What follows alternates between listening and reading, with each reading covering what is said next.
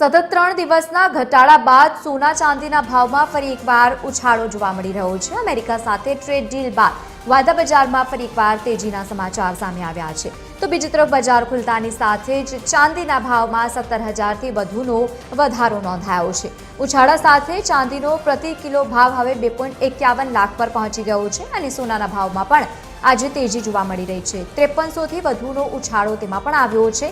પ્રતિ 10 ગ્રામ સોનાનો ભાવ 1.48 લાખની સપાટીએ પહોંચ્યો છે।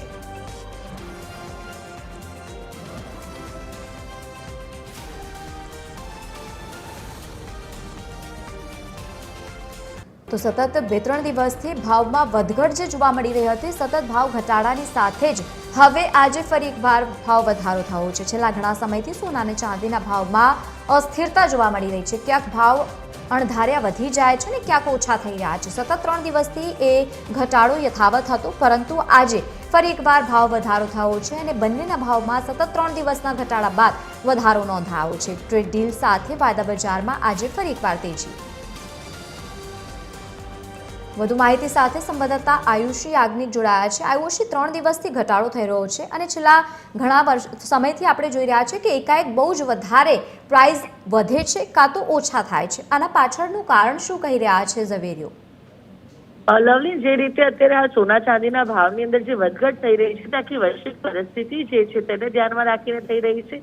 એક તરફ ટેરિફ વોરની જે પરિસ્થિતિ છે અને બીજી તરફ જે ચીન સહિત કેટલાક દેશો છે કે જેને આયાત અને નિકાસ પર જે સોના ચાંદીની પ્રતિબંધ મૂકતા લોકો ખરીદી તો કરી રહ્યા છે, પરંતુ તે ખરીદી પોતાના દેશમાં જ રાખી રહ્યા છે, જેના કારણે હવે જે લોકો ખરીદી વધુ કરી રહ્યા છે તેની સામે સપ્લાય ઓછો હોય છે કેટલાક જગ્યા પર, જેના લઈને આ ભાવ વધારો છે તે સામે આવતો હોય છે। જો ભાવ ઘટાડા પર નજર કરીએ તો વૈશ્વિક પરિસ્થિતિ ડોલર અને રૂપિયો જે હોય છે તેની જે ભાવમાં જે વધઘટ થતી હોય છે તેને લઈને પણ તેની અસરો જોવા મળતી હોય છે, ત્યારે ભાવ ઘટી જતા હોય છે।